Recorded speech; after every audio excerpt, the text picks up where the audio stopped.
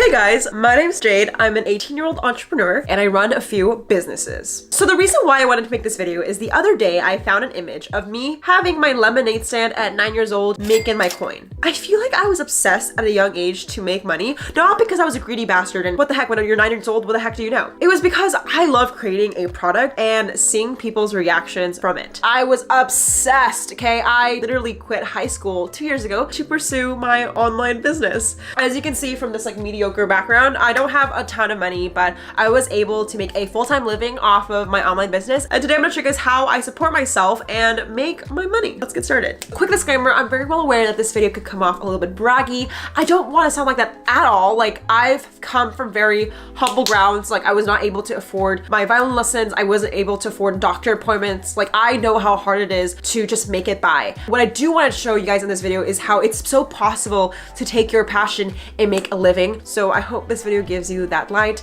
and shows you that things are possible. So with that being said, let's talk about moneymaker number 1. Other than the lemonade stand, which I don't really count as a business just yet, my first way of making money was selling through Etsy. I use Etsy in a combination with eBay, but what I would do is sell vintage dolls for 20% more than I bought it. Actually, I think I have it right now. Let me see if I can find it.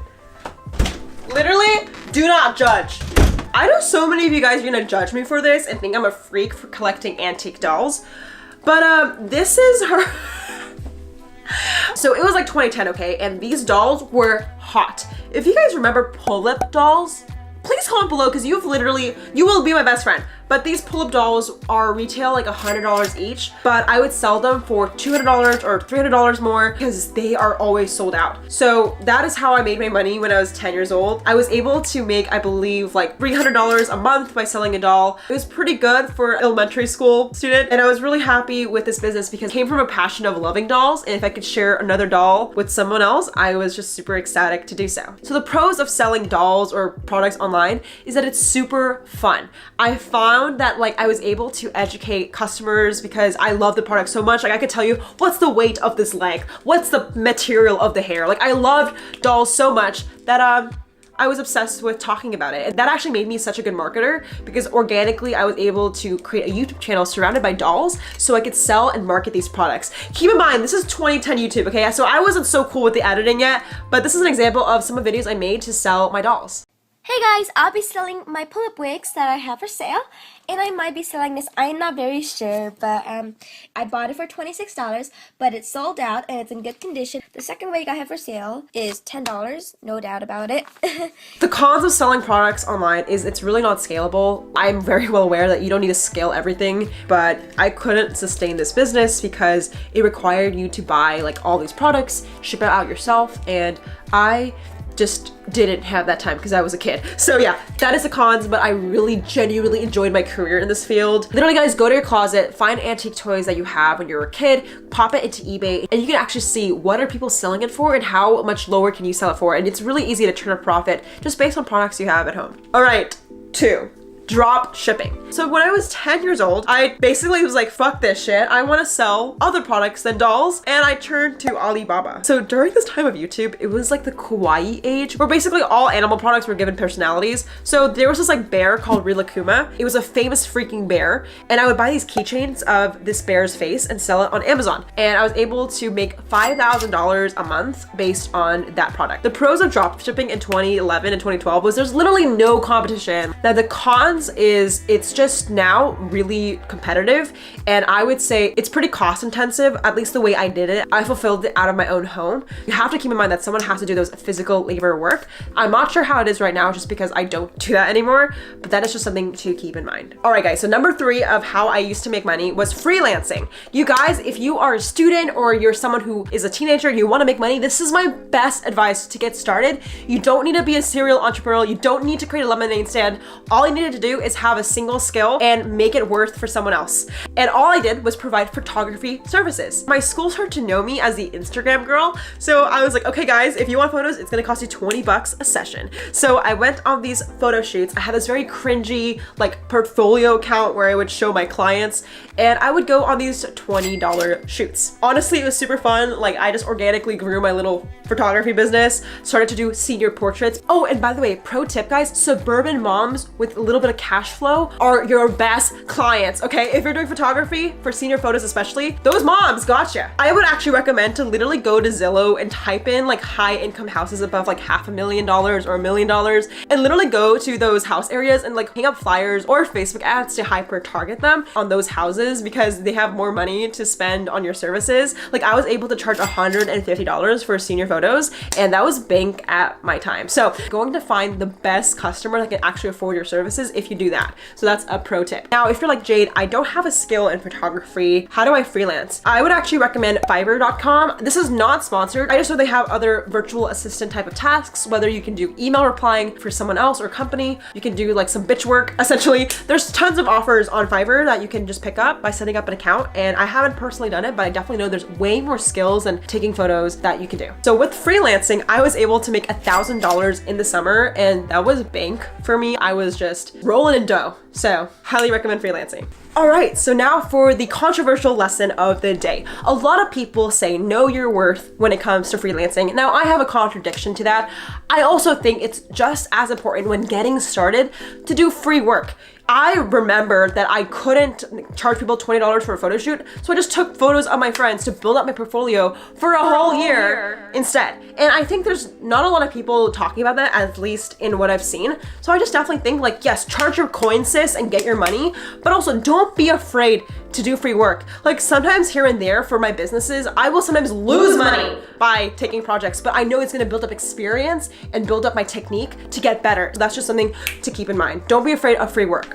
All right, so the fourth way to make money is social media. When I was around 16 or 17, that was the time I actually dropped out of high school, and it was because YouTube was starting to pick up. I make money on YouTube in 3 ways. One is AdSense, so I get placed ads you see on this video. I got paid for affiliate links, and I also got paid for sponsorships. Honestly, for a 1 million viewed video, I get paid around $4,000 to $5,000 for that just whole campaign. So it was able to sustain me for like a few months, and that's why I felt a little bit more comfortable to drop out of high school at like 16 years old. So I was making a little bit of cash from those videos. I do have to say though, the pros of starting a YouTube channel is it's very profit friendly. Like you only have to invest in a camera, and my parents really did help me kind of get my feet off the ground and invest and help me get this camera. But the cons is it's not as sustainable as you think. I definitely have videos with 1 million views, but I also have videos with like 2,000 views.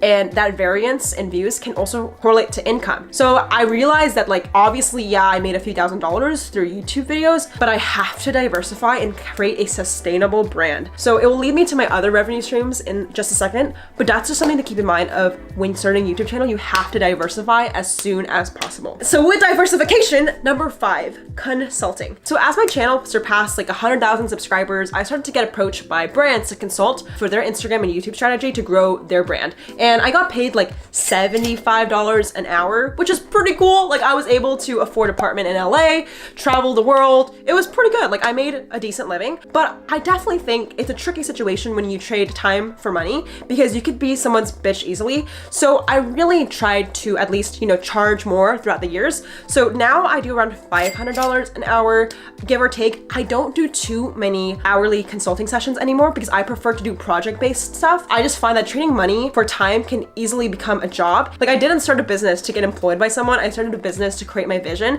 So it's really important if you guys do consulting, like just to be very mindful of that because yes, it's very profitable, but you can easily be someone else's bitch if you don't know what you're doing and you're just not charging enough for it. Because I've lost more money sometimes by consulting because it took me a flight to get there, come back, book a hotel. Like I've definitely lost money. So just to be mindful of that profit and cost.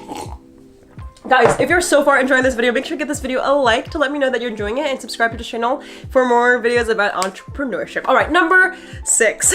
Now I currently make money through software and my own products. So basically after consulting, like I said, I just became very, very tired of just trading money for time. And I realized like my dream has always to build a product. Like since the lemonade stand days, I was just obsessed with creating an experience and I just didn't do it anymore. I just felt like I was selling it. Yeah, sorry, I'm being dramatic. I was just super grateful for those opportunities, of course. Like I'm not saying I'm not grateful for those consulting sessions. What I am saying though is I knew that it was time to start something new. So a year ago with my co-founder, I started a text message software called PBJ app, and this has been an amazing journey. PBJ is a text message platform for brands to use to grow their business, and for every customer we get, it's around $1,500. And the pro of software is that it's very scalable. Like adding one user doesn't cost us too much money. However, the biggest cons of doing software is it's very capital intensive at the start. Like we probably put in over $100,000 into our platform so far, and we still have another $500,000 to go to finish our platform. Like